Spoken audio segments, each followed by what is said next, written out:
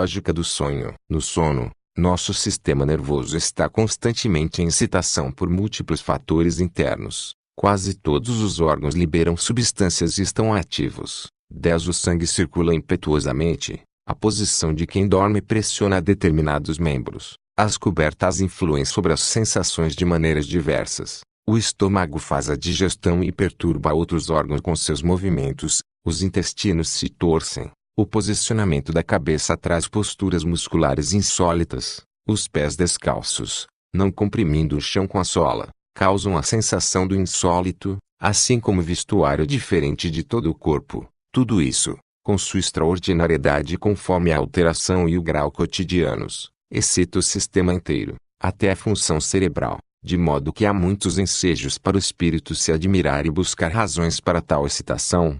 Mas o sonho é a busca e representação das causas e dessas sensações provocadas, isto é, das supostas causas. Quem, por exemplo, cingir os pés com 2 correias, sonhará talvez que 2 serpentes envolvem seus pés. Primeiramente isso é uma hipótese, depois uma crença acompanhada de representação e invenção visual. Essas serpentes devem ser a causa desta sensação que tenho eu, que estou dormindo. Assim julga o espírito de quem dorme. O passado recente, desse modo inferido, é para ele tornado presente mediante a imaginação excitada. Todos sabem, por experiência, como o indivíduo que sonha entremeia rapidamente no sonho o ruído forte que lhe chega, como o repicar de sinos ou tiros de canhão, isto é, explico depois a partir do sonho, de forma que pense experimentar primeiro as circunstâncias ocasionadoras e depois o ruído. Mas como sucede que o espírito do sonhador se equivoque assim, quando esse mesmo espírito costuma ser tão sóbrio na vigília,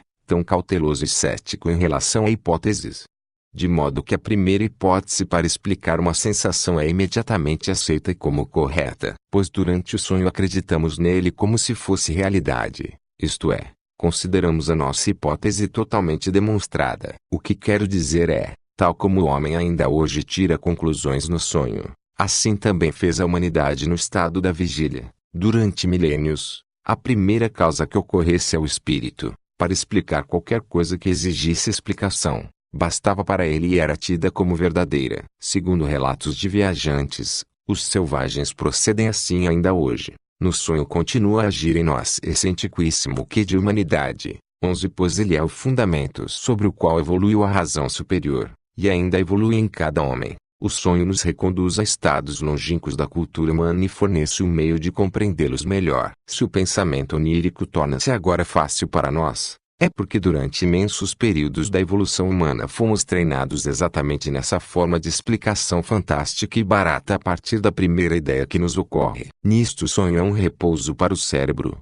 que durante o dia tem de satisfazer as severas exigências impostas ao pensamento pela cultura superior. Um processo semelhante, verdadeira porta e vestíbulo do sonho, podemos observar na inteligência desperta. Se fechamos os olhos, o cérebro produz uma quantidade de impressões luminosas e de cores, provavelmente como uma espécie de pós-lúdio e eco de todos os efeitos luminosos que o penetram durante o dia. Mas a razão, juntamente com a imaginação, transforma de imediato esses jogos de cores, em amorfos, em determinadas figuras, formas, paisagens, grupos animados. Aqui o processo efetivo é novamente uma espécie de dedução da causa a partir do efeito. Ao perguntar de onde vêm essas cores e impressões luminosas, o espírito supõe como causa essas figuras e formas. Ele as vê como determinando essas cores e luzes, porque de dia, com olhos abertos, está habituado a achar uma causa determinante para cada cor e cada impressão luminosa. A imaginação continuamente lhe oferece imagens,